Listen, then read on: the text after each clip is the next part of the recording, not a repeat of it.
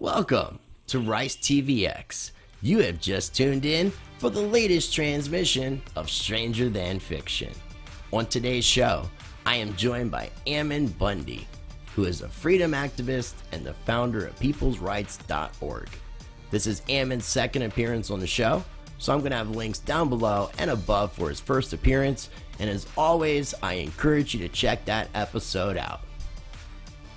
But before we get into it, if this just happens to be your first time ever watching any of my videos, I do encourage you to check out and explore my channel. Make sure you're subscribed, smash that like button, and hit that notification bell so you can stay up to date with my videos as they come out. I encourage everyone to check out my Patreon channel, where I post up exclusive content, you get early access to videos, and it's a way to support the channel directly. Be sure you're following me on Library and Odyssey, where I have backups of all of my videos and post up extra content. And check out Rice Radio, that is hosted on anchor.fm. It's available on every major podcasting platform at Rice Radio, with new episodes coming out weekly. And in case you don't know, I am partnered up with Money Metals Exchange. And that means you can get a free half ounce of silver. All you need to do is go to moneymetals.com, be a first-time buyer, purchase $100 or more, use the promo code RICE, R-I-C-E, you get a free half ounce of silver, and it's an additional way to support the channel as well. I'm going to have links down below for everything I just mentioned, as well as everything we talk about on today's show.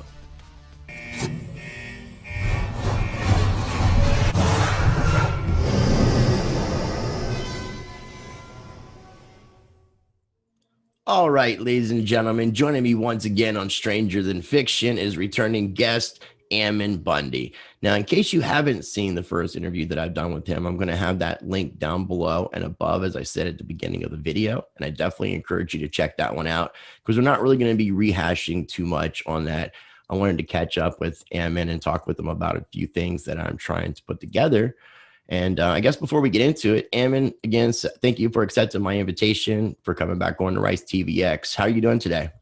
I'm doing well. Yep. Thank you. Thank you for having me on. Yeah, dude, it's always a pleasure, man. I think you're you keep it real, and I appreciate what you do. And I got worried about you a couple of weeks ago, and that's the reason why I wanted to bring you back on, because someone commented on one of my videos. I think I was doing a live stream and said, Ammon's in jail again. And I know you're not, you're not a troublemaker. You're not out there causing harm and committing crimes to get locked up. You're not some hooligan. I'm going to do a screen share of your YouTube channel and encourage people to also to make sure that they're subscribed. And I'm going to have links down below for everything we talk about. But what the hell happened? Well, so it's kind of a long story, but ultimately what happened was in August, the governor of Idaho wanted to make himself immune to all the COVID decisions that he's made over the 2020 year. And so he called a special legislative session together and wanted to pass an immunity bill so that he wouldn't be legally accountable for his actions against the people of Idaho. And I showed up there with several hundred people, and ultimately they targeted me and tried to make it so I couldn't be at the Capitol building because they didn't want us influencing the legislatures, and arrested me and trespassed me from the Capitol building of Idaho. So I went to jail that night, doing nothing, completely being peaceful. And then the next day I came back. I didn't know that they did a year trespass on me. Either way, it didn't matter. But I came back to the Senate proceedings, and they arrested me again for trespassing at the Capitol building, just being peacefully there. And I spent another, day, night, and part of the day in jail, in the cold box, they say. And it definitely, Ada County's got the holding cells down there very cold, and they strip you of your clothes and everything. So it's pretty miserable. Anyway, and then I get charged, right? I get these charges, and I've been litigating, fighting these charges, and Idaho suspended jury trials. So we couldn't get to trial. Finally, they set a trial date for the March 15th. And we're all ready. And, we're very confident that we're going to be acquitted because, it's our right to be at the Capitol building. And we were being there peaceful and all of that. So trying to get in front of a jury so I could plead my case. And ultimately what happened is we come to the courthouse there in Boise, Ada County, and we try to come in and they say we can't come in unless we're willing to wear a mask and submit to all these other things they're wanting us to do. And we refused, felt like we couldn't do that. I did. I know that I'm not supposed to wear a mask. And I showed them the law where the Constitution says that the courts of justice shall be open to all people, and that justice shall be freely administered, which is what the Constitution of Idaho says. I showed them the ordinances of the county that says that nobody, including police officers, are supposed to obstruct the entrance of the building of the courthouse, but it didn't matter. So, we sat there and tried to get in for several hours or a couple hours. And meanwhile, the judge and the prosecutor had an ex parte meeting while we were supposed to have trial. And they issued a warrant for our arrest, failure to appear, when we're trying to get into our court, failure to appear. And they came out and with about a dozen officers and arrested me and drugged me in the courthouse without a mask and took me to jail back in the cold box where they stripped me of my clothes. They body slammed me and stripped me of my clothes. Is that what this is here, though? Are they taking you back into are they arresting you and taking you into court for failure to appear right in front of the court right here? Well, they take us into the courthouse, but then they take us to jail, not into the court. And we sat there in the cold boxes for another 35 hours. Ooh. And,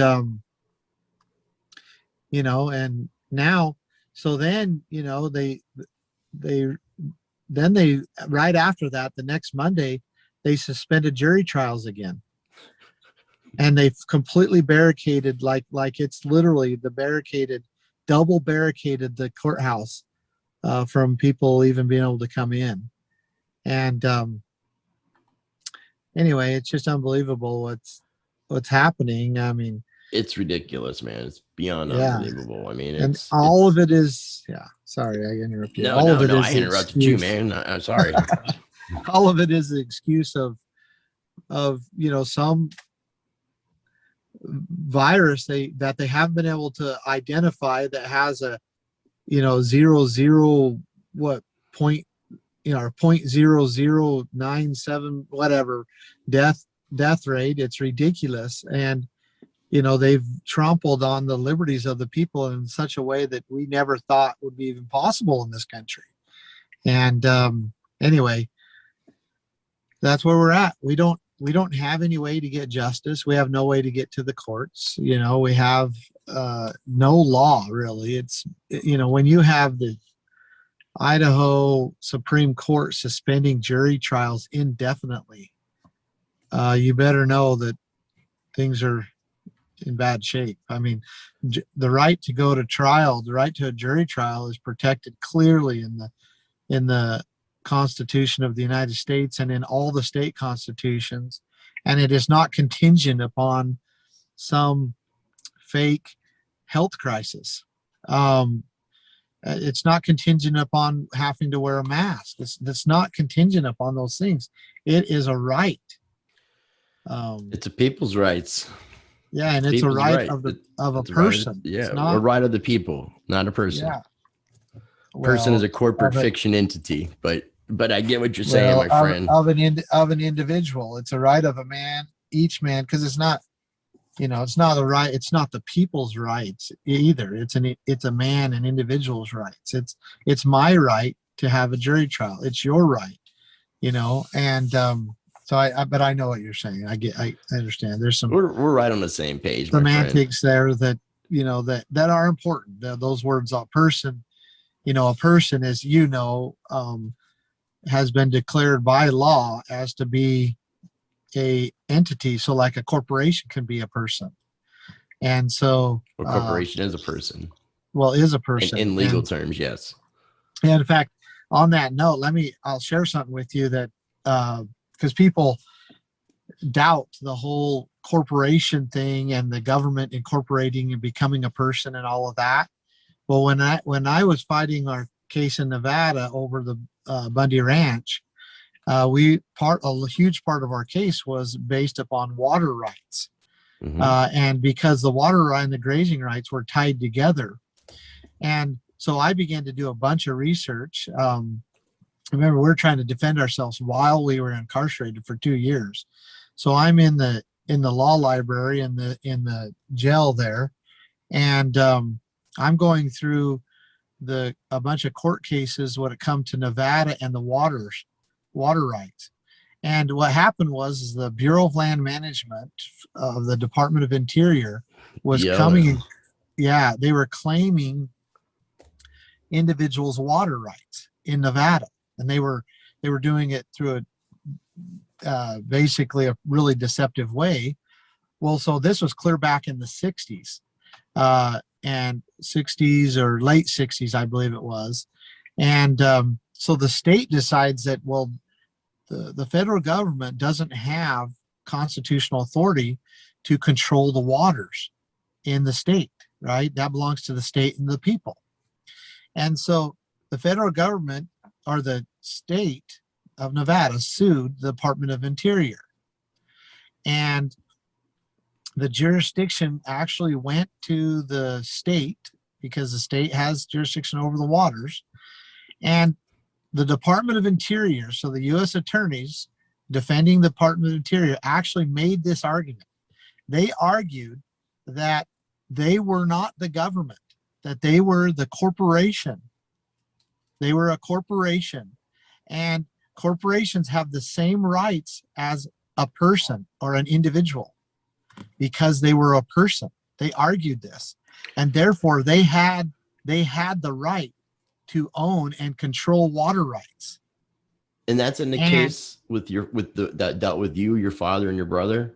It's not in that case, but it's in, if you go to the Nevada water rights and you start researching, and I could look it up for you probably. Yeah, no, I can. You start searching these cases, you'll find that the Department of Interior was arguing that and the Bureau for the Bureau of Land Management, it was the U.S. attorneys that were representing the Department of Interior is what it was.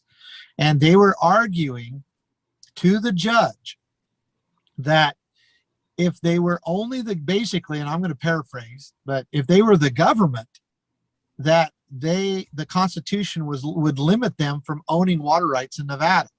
But because they've been incorporated, now they have the same and equal rights as a person or an individual, right? And therefore they have the power and the right to hold and control water rights in Nevada. And the judge agreed, and the state of Nevada lost.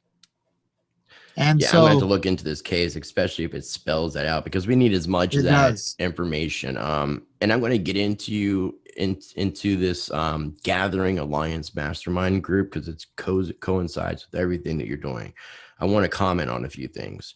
One, I want to introduce you to a guy who has also accepted the invitation to come to the table, a guy named Alphonse Fagiolo. He is supremely good in courts, and I would love to see how he could possibly be beneficial and helpful with what you're dealing with, because maybe you can avoid a lot of the problems that you're dealing with getting arrested if you had some of the information available that some of these guys have been blessed with being able to acquire the knowledge of and want to share and do it from a godly, loving source perspective, which is completely in alignment with you. Dolores Cahill is someone else who I'm going to be Professor Dolores Cahill. Some people call her Professor Cahill. She's an immunologist and right now speaking out against everything going on with the vaccines, the PCR tests, and things that more so the PCR tests, and trying to do some studies to set a precedence so that it can be shown that all this stuff that's going on, all these lockdowns, all these shutting down of businesses, taking away people's rights, individual rights, is unfound, and it should give us the opportunity to correct that. And in addition to that, I learned when I was studying some things about Nevada specifically, somebody that I knew I was going to work with was looking at the idea of building a city, like potentially a smart city. And right now, actually, Nevada is now encouraging something like that. But I learned that the majority of Nevada isn't actually even owned by Nevada. It's owned by the federal government because they own that BLM land. And I realized a lot of the West Coast is owned by the government when it comes down to it, when you look at all this different BLM. And it's crazy to think how much how much the governments are able to actually own land versus the states being able to own it, because this was supposed to be state and local first, top, like bottom up, Yep. going from your local city, county, to your state, to your region, to your state, to a national level. And those are kind of the things that I think that we're working on trying to correct. And I do want to highlight again what you're doing with peoplesrights.org. And I'm going to have links down below for this. I tried signing in again. I forgot my password. And when I reset it, I was only able to sign in on my phone, which I'm going to show people my phone here in just a second. But I wanted to do a screen share with the website. On your YouTube channel, you have a video called the NOD system, the Neighborhood Organized Defense System. This is kind of an explanation and precursor to what you're doing with people's rights. Is that correct?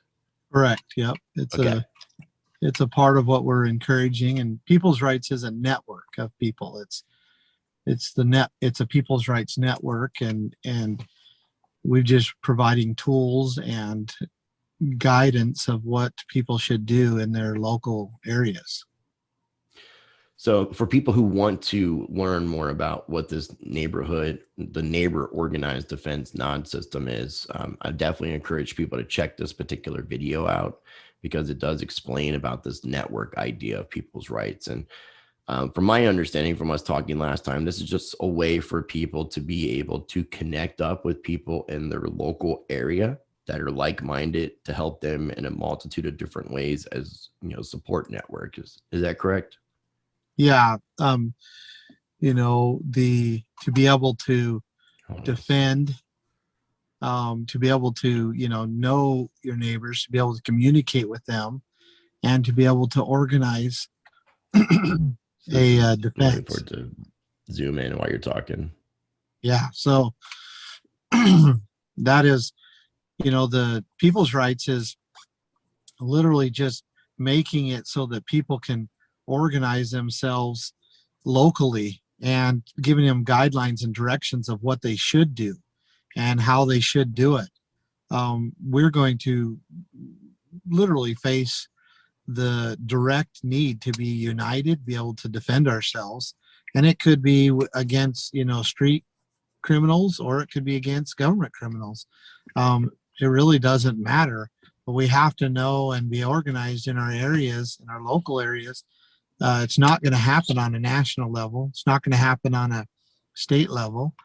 It's not going to happen anywhere but you as your neighbors getting together. And so we provided these tools where people can come together. They can mass text each other, mass email each other, mass secure, what we call secure message each other, ham radio mass, set up, and where they can begin communicating and working on uniting and defending in several different ways.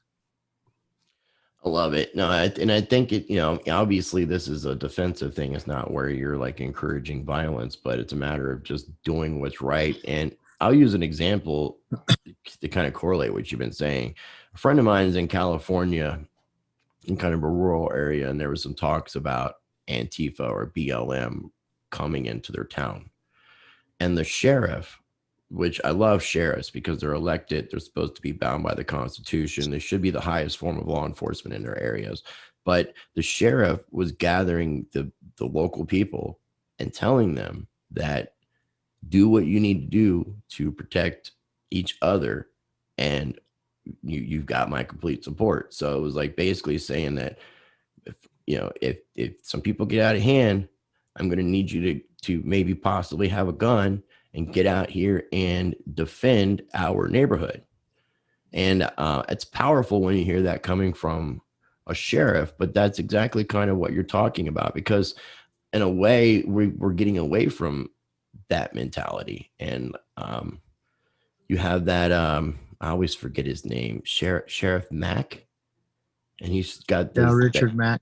That what he's trying to do with bringing back the constitutional values to what sheriffs are supposed to have, as far as them being the highest form of law enforcement in their area, should be important. Because if I'm not mistaken, in your case, like when the ranch was raided, it wasn't the local government, it was the federal government, and they superseded the local government, saying they had the jurisdictional control where it should have been the local sheriff.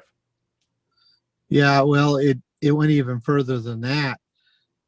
They tried, they knew they had to get permission from the local sheriff, and they tried to get his permission, and he wouldn't give it at first. And then they got a new sheriff in there. And then he just said, well, I'm not going to say no or yes. I'm just going to be neutral. And so they took that as they had authorization, and then that's when they came in. The federal government knows that the sheriff, even if, federal law makes it very clear that in order for the federal government, FBI, any of those to enforce law inside the county, that they have to get the permission from the county sheriff, because he's the only one that has policing and law enforcement authority in that county. But we're starting to lose a lot of that because the FBI just goes and does what they want to do, or because a lot of this funding that we've been getting, the counties and stuff been getting from the federal government, including with COVID, they actually have them sign what they call memorandums of understanding, MOUs.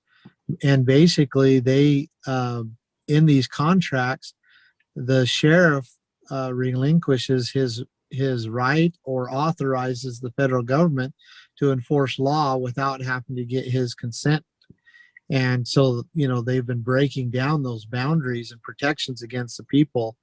But it shows also how important, these barriers and protections and checks are when it comes to people's protection. So, yeah, that certainly is an important thing, and something that is another level. And people's rights.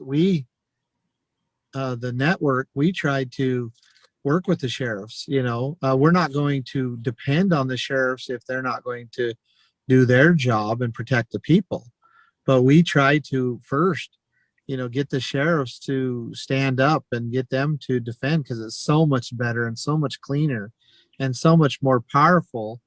But what it comes down to is the people have the right to defend themselves. Right. They've delegated that right to the sheriff, and if the sheriff isn't going to do that and derelict his responsibilities, then it's certainly the people's rights to pick that responsibility up. It's not only their right, it's their duty. And also they can make sure that when it does come time to vote for somebody that will be somebody that will work with them and for them, and for the betterment, and not for any other purpose. Yeah. So, the interesting thing, when you say that, though, hang on, I lost you. Hang on, let me get you back up here.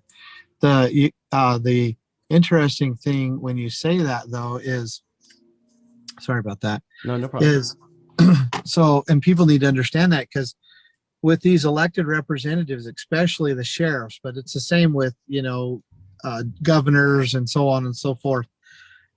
Previous sheriffs and previous elected representatives have signed and actually have contracts tenure that go way longer than their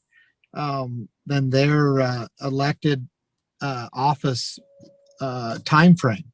And so a new sheriff could come right into the office, and the county and even the county sheriff's office is contractually obligated to continue basically what the previous sheriff has signed and agreed to. That's the way these contracts are. Now, I don't believe that is a proper thing in a representative government where we elect our representatives. And so I think that there's room to nullify, but that's why you don't usually get sheriffs. Even, that's why you're constantly saying, well, I thought he was a good sheriff. I thought he was a good, senator.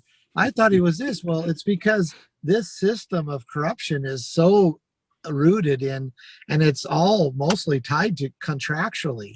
And so, a new sheriff comes in and says, well, we're not going to give the federal government authority to police in the county. And the county attorney says, well, you have to, because on this and this date, 5 years before you were even elected, the county agreed to this. And the federal government gave us, $3.8 billion in order to, and it's contingent upon this agreement. And so the sheriff, most of them aren't that bright legally and stuff anyway. And so they just say, oh, I guess I have to comply. Yeah, we need to educate our sheriffs. Yeah. Meanwhile, the people's liberties are literally being destroyed through contractual agreements and trickle down money coming from the federal government. Couldn't agree more, my friend. So with peoplesrights.org, for people that are interested, check out the website, log in, sign up to become a part of your local network. I know they're always looking for different volunteers to help in different areas. If you really want to get involved, even if you're watching this and you're involved in some other groups, this is kind of a thing that's kind of like that can work for everybody. And no matter what group you're involved in, as long as it's freedom oriented and in line with this, it's just I look at it as like an accessory that you can add to the equation. If you want to have a bracelet, People's Rights can be a bracelet. So I definitely encourage people to check that out. Now, the last thing, because I know you're kind of limited on time today, which I appreciate again your time on such short notice.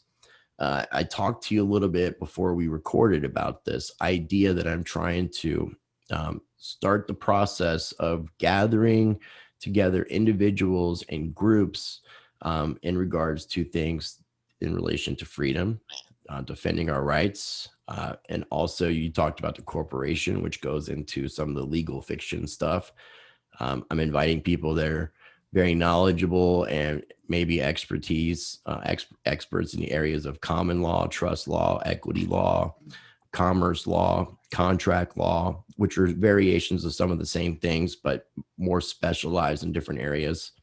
And then I'm going to invite media people so that they can be listening to what's going on, try to regurgitate information to their audiences, and also ask questions and maybe make suggestions, because this is a working together thing. And then I'd like to invite people like yourself, people like Professor Dolores Cahill, people who aren't necessarily completely involved in the legal fiction, but where I feel could resonate. Because as me and you discussed, and I won't speak for you, I'll let you speak on your behalf, is you don't really feel like a lot of these groups have completely got it right. And I agree with that 100%. And I feel like if we look at this as a puzzle and everybody's missing a piece of the puzzle, then by pulling together these groups, we could put together the whole puzzle. Because one of the things that you're really adamant about, which I really appreciate, is the fact that we need a strong defense.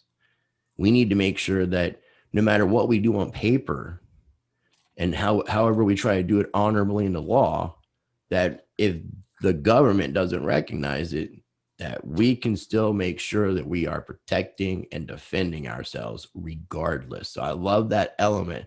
So one, I'd like to invite you to the table. So I hope that you're interested and would accept.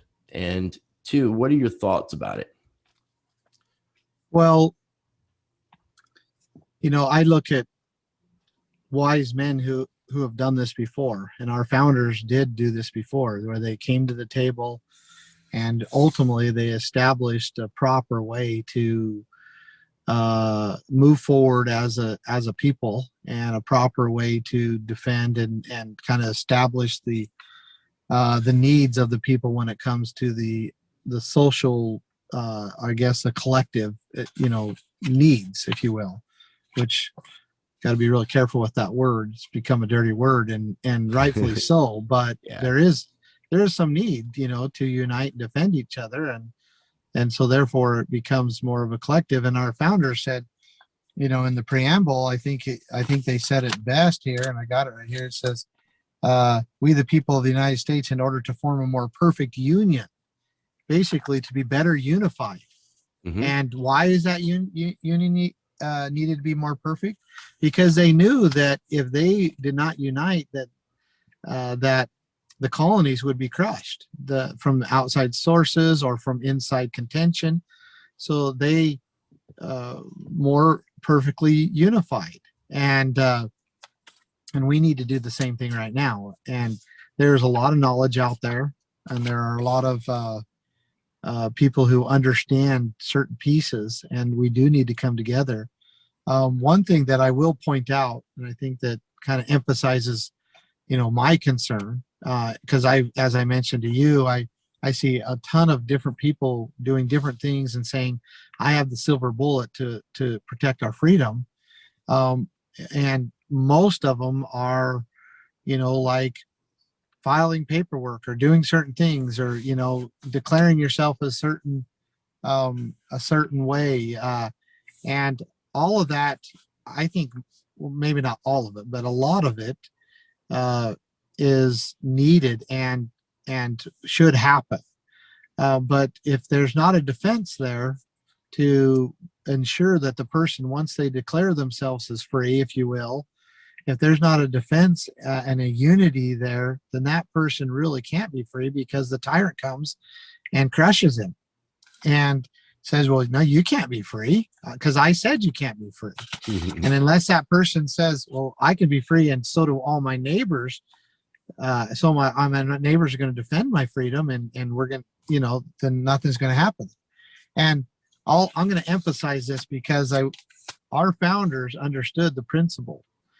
In fact, the argument about the Constitution, when it was first presented and they were trying to get it ratified, there was what they called anti-federalists and federalists. And some of them wanted the Constitution and others didn't. And there was huge debates, and there's books of anti-federalist papers and federalist papers. They're books of them arguing back and forth. But there you go, right there. There's the Federalist Papers. And I think it has a copy of the Anti-Federalist with it, but it's emphasizing. So this is like Madison and Hamilton, if I'm not mistaken, were the two opposing bigger names people would be familiar with.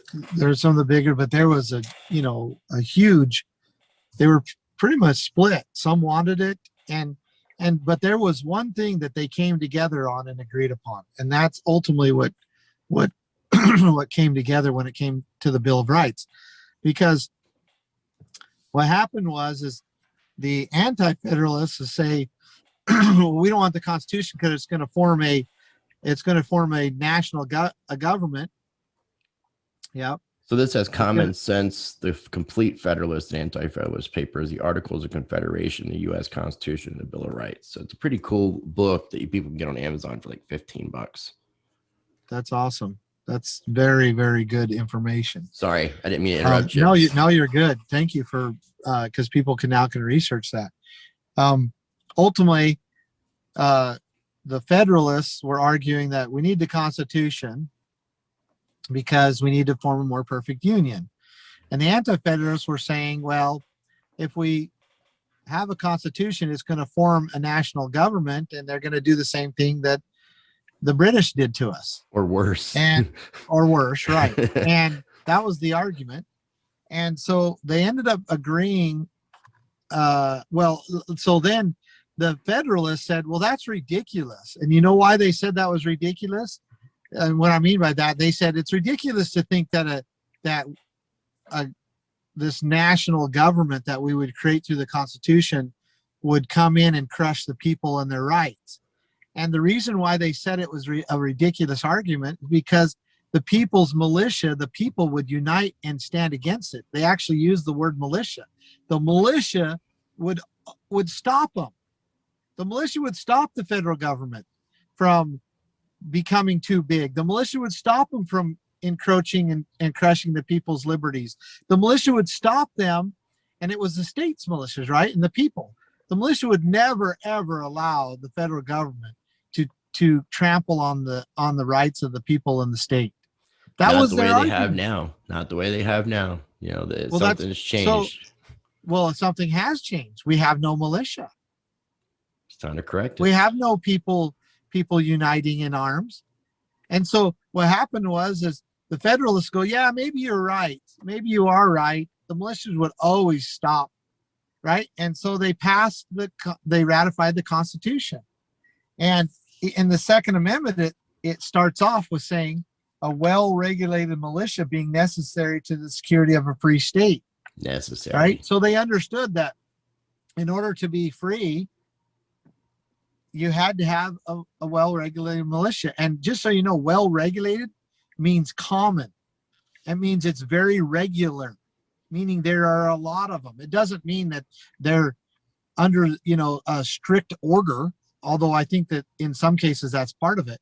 But it actually meant it is very common and it's very regular.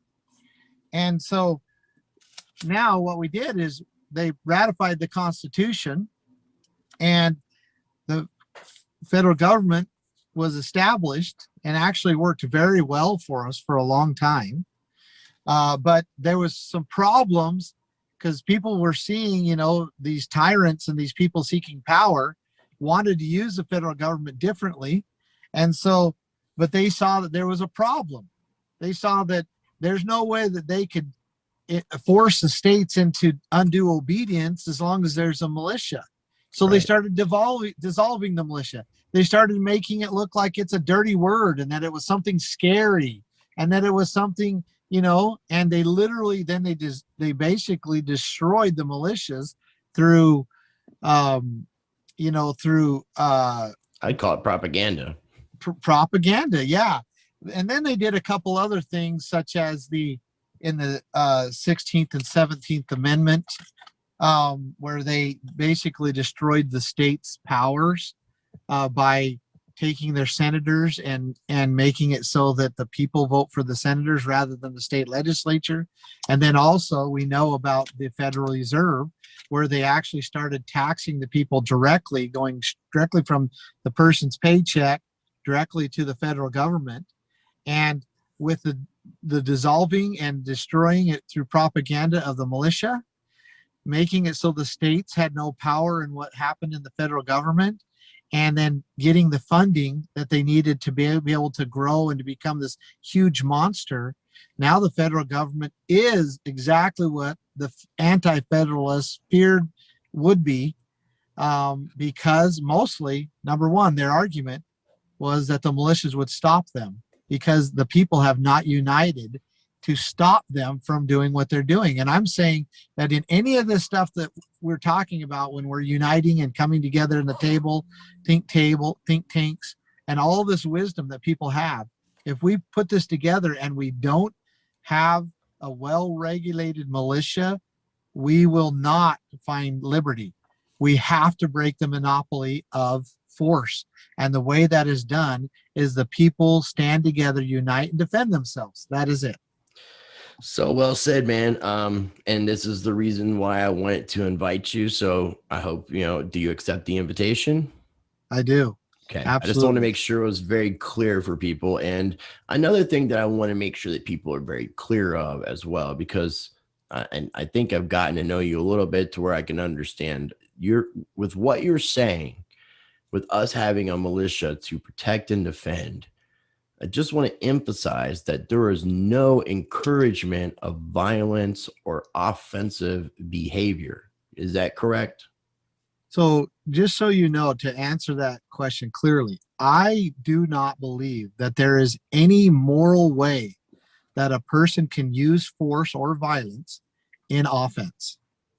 I do not believe it is possible. I don't morally believe. I believe that I would offend God, and that anybody who does use force in offense offends God, because we are only to defend ourselves. We must only defend ourselves. We have a duty and a right to defend ourselves. But as soon as we think that it's okay to go into somebody else's land or somebody else's property or into somebody else's life or church and force them to believe and to act the way we want them to act, we have just lost the protection and the advantage of God. Yeah. No, I agree, man. And I'm glad that you said it like that, because, there's, the idea that I would see like with having a militia would be having such a strong militia that you don't even need it. That's exactly right. You don't even, that you have the guns, but there's no need for them. That's exactly right. It's just kind of like just an enforcement, a little backup, like we really don't want to go there, but if you want to go there, here we go. If that's what we need to do. I look at it like, because I grew up in the Southern Nevada desert, and I've used a couple analogies like a big pit of snakes, of rattlesnakes, or that's one analogy. But I like the analogy of like a porcupine or a group of porcupines, because here you got a coyote that comes along and he wants to make a meal out of you. You locked up there. And he looks at you and looks at porcupine friends and says, and he looks at you and looks at your other porcupine friends and just says, it ain't worth the meal. It ain't worth it. I just ain't worth it. Right. And that's how we have to become. We have to be this, this group of porcupines and tyrants, and just say it ain't worth it. It's not worth it. And then we walk around free, independent, being able to live. And, and certainly that if they do come our way, we're going to fill them clear full of a bunch of spikes. We're going to fill them needles or whatever they're needles. called. Yeah. We're going to fill them clear full of needles. Flesh we're going to make darts. that. Yeah, exactly. So anyway, I love it. That's kind of the analogy. Cool. Well, Ammon, again, man, I always appreciate what I'm going to start trying to do is, I've got some precursor roundtables of like smaller groups of like the equity trust people gathering. And then I'm going to try to coordinate something within the next 2 to 3 weeks. And I'm going to try to reach out to everybody like in an email where we can all respond and try to work out something that's convenient to everybody's schedules, and just kind of go from there. But before we wrap up today's interview, do you have anything else that you wanted to say? Any final thoughts before we do close up? No, not really. I just want to emphasize that, the answer is among your neighbors. The answer to who do you call when your rights are being defended or rights are being infringed upon. And the answer is you should be able to call your neighbors, and they should be able to call you, and you should be able to be prepared. You should have communication tools where it's easily able to, to communicate with each other. You should know what you're doing. You should be prepared. The answer is call your neighbor. It's not call 911. It's not call, the FBI. It's to call your neighbor. And to be honest with you, it's always been the answer. That's always been the correct answer. Yeah, no, you're right, man. I say that we individually, we have the power to make change no matter how big and small. And we collectively can change the world. So people just need to realize that we have what we need. It's look in the mirror. You have yourself, look within, and then look at all your brothers and sisters, your fellow man and woman, because we really do have what we need. It's just a matter of overcoming that division and unifying, like you said. So I'm looking forward to everything, Ammon. And if you could bear with me 1 second, let's wrap things up real quick. Ladies and gentlemen, make sure you check out that first interview I did with Ammon. If you haven't already seen it, I do encourage you to check out and sign up for peoplesrights.org. Everything we talked about is linked down below. Make sure you subscribe, hit the like button, hit the notification bell. And as always, I encourage you to be the change by practicing change.